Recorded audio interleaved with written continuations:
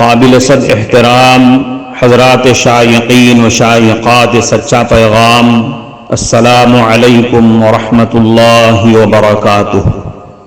آج کی محفل میراث النبی کے نورانی پروگرام میں آپ کا استقبال ہے۔ اہلا و سہلا مرحبا۔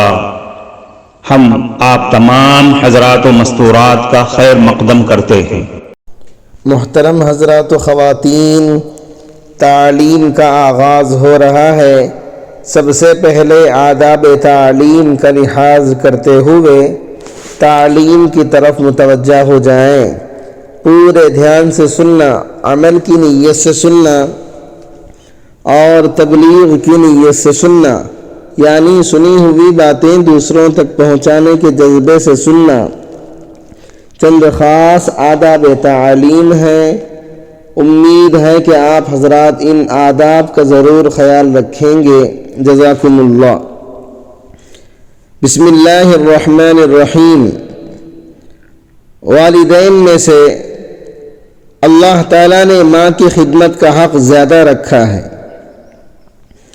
حضرت ابو ہریرہ رضی اللہ عنہ فرماتے ہیں کہ ایک صاحب حضرت صلی اللہ علیہ وسلم کی خدمت میں آئے اور آ کر پوچھا، اے اللہ کے رسول، تمام لوگوں میں میرے حسن سلوک کا سب سے زیادہ حقدار کون ہے؟ آپ صلی اللہ علیہ وسلم نے فرمایا، تمہاری ماں۔ انہوں نے پوچھا، پھر کون؟ آپ صلی اللہ علیہ وسلم نے فرمایا، تمہاری ماں۔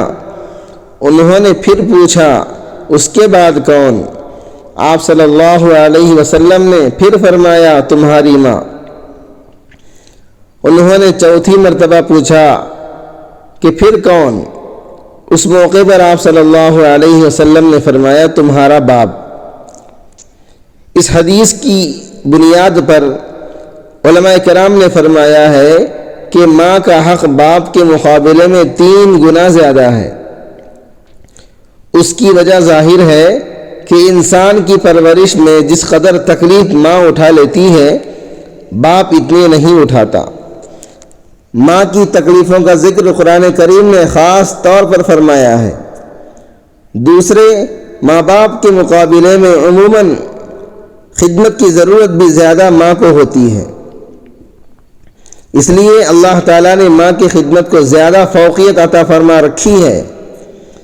یوں تو والدین کی خدمت ہر حالت میں انسان کی بنیادی فرائض میں سے ہے، لیکن خاص طور پر جب وہ ضعیف اور بوڑھے ہو جائیں تو قرآن و حدیث میں ان کی خدمت اور دلداری پر خاص طور پر زور دیا گیا ہے۔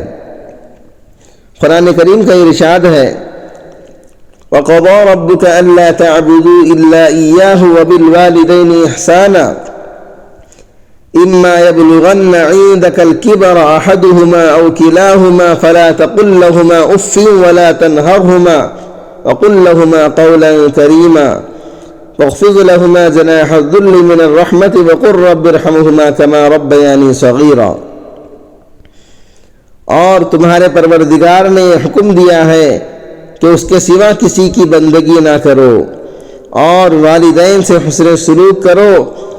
اگر ان میں سے کوئی یا ایک یا دونوں تمہاری موجودگی میں بڑھاپے کو پہنچ جائیں تو ان کو اف تک نہ کہو، نہ ان کو جھڑکو اور نہ ان سے عزت کی بات کہو، اور ان پر رحم کے سبب ان کے آگے اپنے آپ کو پست رکھو اور یہ کہو کہ پروردگار ان پر رحم کیجئے جیسا کہ انہوں نے مجھے بچپن کی حالت میں پالا تھا۔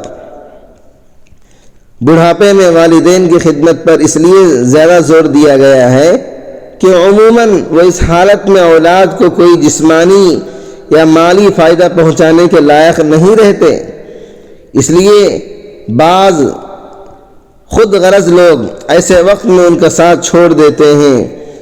نیز بڑھاپے میں بعض اوقات ان کے اندر چڑچڑاپن پیدا ہو جاتا ہے، اس لیے ان کی باتیں ناگوار ہونے لگ جاتی ہیں۔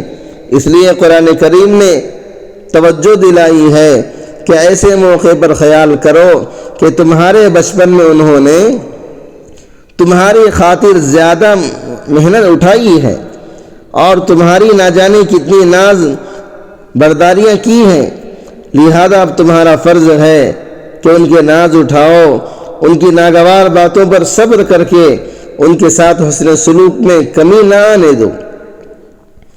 بعض مرتبہ لوگ والدین کی زندگی میں ان کی خدمت اور حسن سلوک سے غافل رہتے ہیں، لیکن جب ان کا انتقال ہو جاتا ہے تو حسرت کرتے ہیں کہ ہم نے زندگی میں ان کی کوئی خدمت نہیں کی اور اب یہ موقع ہاتھ سے جاتا رہا۔ اس لیے ان کی زندگی میں اس دولت کی قدر پہچاننی چاہیے۔ تاہم والدین کے انتقال کے بعد بھی ان کے ساتھ حسن سلوک کی فضیلت حاصل کرنے کا دروازہ بالکل بند نہیں ہوتا۔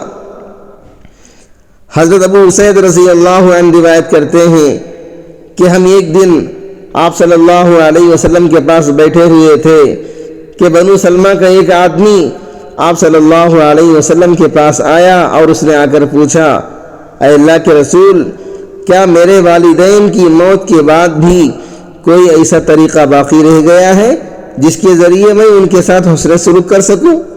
اس پر آپ صلی اللہ علیہ وسلم نے ارشاد فرمایا، جی ہاں، ان کے حق میں دعا کرنا، ان کے لیے استغفار کرنا، ان کے بعد ان کے کیے ہوئے عہد کو پورا کرنا، اور جن رشتوں کا تعلق انہی سے ہے ان کے ساتھ صلہ رحمی کرنا اور ان کے دوستوں کا اکرام کرنا۔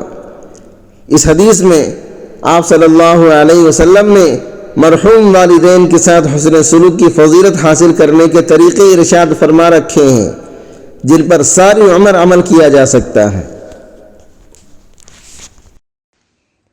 معزز شائقین و شائقات سچا پیغام، آپ کو اندازہ لگ گیا ہوگا کہ یہ مضمون کتنا اہم ہے اور کس قدر فائدہ مند ہے۔ کم سے کم درجے میں سوشل میڈیا کے ذریعے سے بھی ہم اس کو زیادہ سے زیادہ شیئر کریں گے تو دعوت کے فریضے کی کوششوں میں ہم بھی اپنا کچھ حصہ ڈالنے والے بن سکتے ہیں۔ لہٰذا زیادہ سے زیادہ اس کو عام کریں تاکہ پوری دنیا کے ہندوؤں کی غلط فہمی دور ہو جائے اور انہیں یہ زمینی حقیقت معلوم ہو جائے اور وہ اپنے اصل مذہبی لیڈر پیغمبر آخر الزماں حضرت محمد الرسول اللہ صلی اللہ علیہ وسلم کو ماننے پر مجبور ہو جائیں اور کلمہ پڑھ کر آپ کے ساتھ ساتھ وہ بھی جنت میں جانے والے بن جائیں۔